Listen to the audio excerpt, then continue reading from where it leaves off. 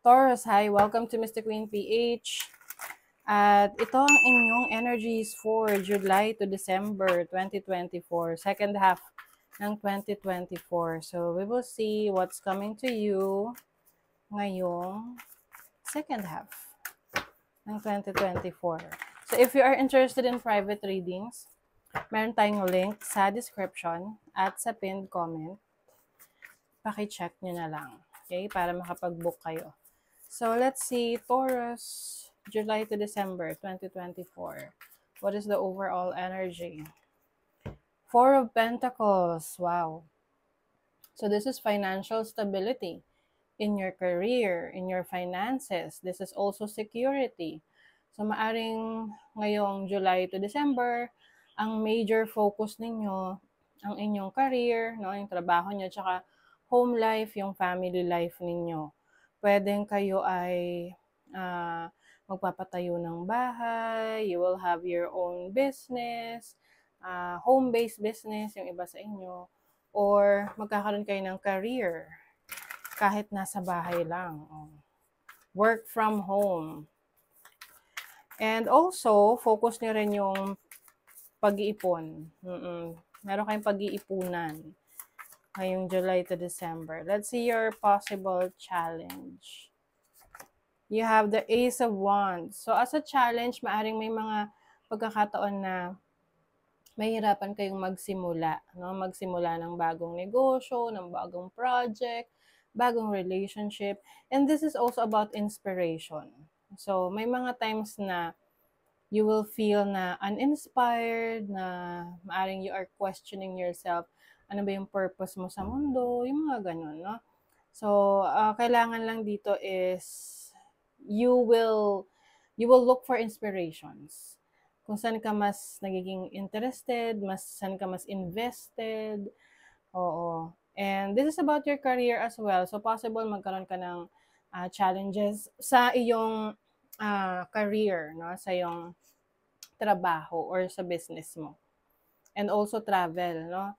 So, that's why kung ikaw ay magta-travel, you have to double check yung mga kailangan mong dalhin, yung mga documents, yung mga kailangan mong yun nga, bagay na kailangan mong dalhin to travel kasi minsan nakakalimutan natin yan sa pagmamadali. Wag masyadong magmamadali. Basta iplano mo lahat ng mga travels mo. Let's see your opportunity. What is the opportunity for Taurus, July to December? You have the Nine of Swords. Opportunity to think things through. Ibig sabihin, pag-isipang maigi, no? Yung mga papasukin mong negosyo, trabaho, relationship, iwasan rin yung pag-overthink ng mga bagay-bagay. Oo. So, some of you, pwedeng nagkakaroon kayo ng anxiety, lalo na kapag kayo na-frustrate or meron kayong pag-aalala, no? So, as an opportunity, maaring ito ay aayusin nyo, no? Meron kayong mga gagawing, let's say, mga activities na matutulungan kayo para ma-distract kayo dyan sa pag-overthink ninyo. Oo, pwedeng you will involve yourself into a hobby, no? Sa isang libangan. Let's see your blessing. What is the blessing for Taurus? You have the King of Wands. This is wisdom. As a blessing, meron kang life's learnings, no? Marami kang matututunan. Parang you will become a better version of yourself, mas mature, no? So, based sa mga experiences mo, may mababago rin sa pananaw mo sa buhay, mas magiging understanding ka. I also see you becoming more motivated, no, sa mga bagay na gusto mong gawin ngayong second half ng 2024. So, let us clarify what is the Four of Pentacles. What is the Four of Pentacles? You have the Daughter of Pentacles. So, I think meron kang mga learnings, no, bagong pag-aaralan related sa business, related sa career, sa pera, may training. Yung iba sa inyo may mga bagong bagong mga racket, no? Pwedeng pagkakitaan. So, maaring new source of income that's going to come in sa'yo ngayong July to December.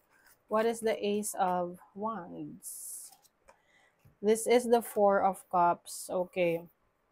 Ang isa sa maaring maging challenge ninyo is yung mga bagay na sa tingin mo ay hindi ka na masaya sa ginagawa mo or hindi ka na masaya sa situation mo. Maaring you will realize na may mga bagay kang kailangang baguhin para maka-experience ka rin ng bago. Kasi kung wala kang babaguhin, walang new beginnings, di ba? Walang changes, walang transformation. Kasi some of you, you are not, you may feel na maaring makaramdam ka ng parang, yun nga, unmotivated ka. Dahil sa feeling mo, yung nakukuha mong outcome, yung resulta ng mga pinaghihirapan mo is parang hindi siya satisfying para sa'yo. So, isa yan sa maaring maging challenge for you. That's why you have the opportunity to clear your head, no? Kumbaga, klaruhin mo yung isip mo. Huwag mong hayaan na ma-distract ka sa mga bagay na nakikita mo sa paligid mo, na ma-impluwensyahan ng mga ibang tao na hindi naman alam kung ano talagang nangyayari sa'yo, kung ano yung nasa isip mo. What is the Nine of Swords as an opportunity? You have the Five of Cups. Oh, you have the opportunity to finally let go. Okay? Meron kang, yung iba kasi sa inyo, merong mga masasabi natin parang regrets, no? Na sana pala ganito ginawa ko, dapat pala ganito, dapat pala hindi ko to ginawa. So, yan yung parang nagiging blockage sa atin to move on, to move forward, kasi we're still living in the energy of your regrets, no? Yung mga pinagsisisihan mo na sayang, what if, no? But as an opportunity, meron kang opportunity ngayon na i-let go na yan. You are going to release that. You are going to release your worries, your fears, your anxieties. Okay? Para mas mapalaya mo yung sarili mo. And the King of Wands as your blessing is about freedom. Okay? What is the King of Wands? The Tower, see? Merong bagay na hindi na nag-work for you that you have to release. You have to let go of. And after that, mas maraming blessings yung darating sa'yo. Okay? For example, lagi kang takot, lagi kang parang kinakabahan na sumubok ng mga bago. So, syempre, hanggat laging may ganong energy sa'yo, hindi ka makakapagsimula, no? But with the Tower, yan yung parang sinisira mo na, no? Tinatanggal mo na yan sa'yo. Because you want to free yourself. So, pinaka-blessing nito para sa inyo is freeing yourself from your limitations, no?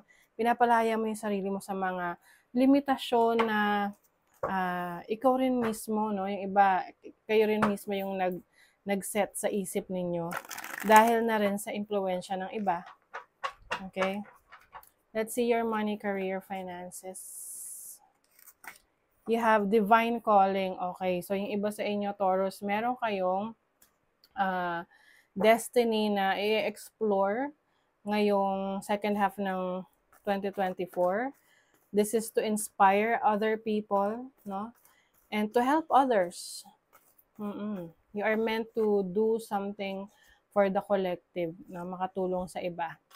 Ayan, importante rin daw na kalma ka, no? Kalmado ka sa mga challenges na kakaharapin mo pagdating sa trabaho, sa career mo, or sa business mo para mas makakapag-isip ka ng solution, no? Kumbaga, solution-driven ka.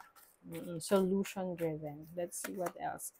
Page of Pentacles, learning more, acquiring more knowledge, no?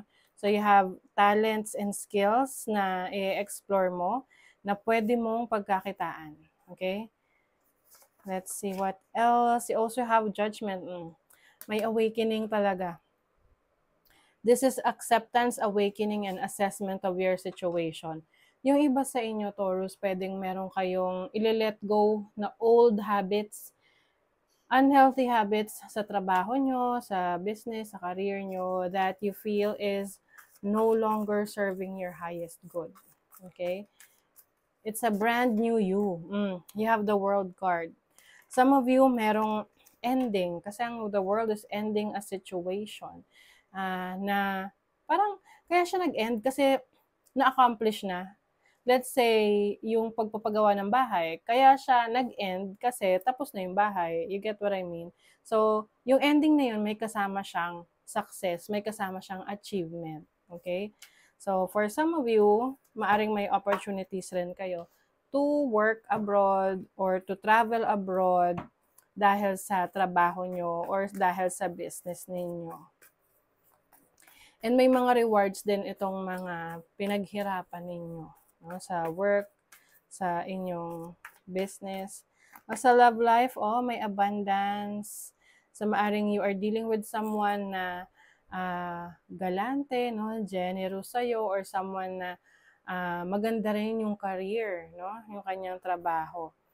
Trap. There is a limitation in this connection. So, some of you, pwedeng meron kayong ka-deal or makaka-deal ngayong July to December na pwedeng parang pinipigilan ka sa, alam mo parang nakakasakal, ganon. Pwedeng itong person na to is dinadaan niya sa pagbibigay ng pera para makontrol ka niya. Okay? Just take whatever resonates. See, speaking of control, you have the magician. May pagka, manipulative na person. So, you may be dealing with a Gemini, a Virgo, Capricorn, Scorpio. You have the 8 of Wands. So, when it comes to relationship, it is important na meron kayong maayos na communication ng person mo. Kung gusto mo na maging maunlad yung inyong relationship. Okay? And I feel like, some of you, yung inyong karelasyon ay meron siyang certain power over you kasi parang gusto lang niya na mapabuti yung kalagayan mo financially. I feel like this person is going to help you na ma-achieve yung mga goals mo sa buhay. Okay? You have Sun in Aries in the first house. So, this is about yourself. First house is about yourself. I feel like mas magpo-focus ka in improving yourself, yung confidence mo, na kung may mga pagkakataon na parang ayaw mong magtiwala sa kakayanan mo, maaring ikaw mismo yung mag-i-improve sa sarili mo para meron kang motivation, inspiration. You have the Sun in Aquarius in the 11th house. So, 11th house is about your hopes and dreams, yung mga goals mo sa buhay, yung mga gusto mong ma-achieve. I think mas magko-concentrate ka doon sa ma-achieve mo ngayong July to December bago matapos ang taong 2024, no? And this is also about connecting more, connecting with other people, expanding your connections. Happiness. Mas pipiliin mo ngayon na maging masaya. Yan. Your thinking will either make your happiness or take your happiness, you choose. Syempre, may choice pa rin naman tayo kung ano yung, depende kasi yan sa perspective mo no? Kung i-entertain mo ba yung mga negative energies around you or you will choose to be happy. Okay? So that is your reading, Taurus. Thank you so much. Bye!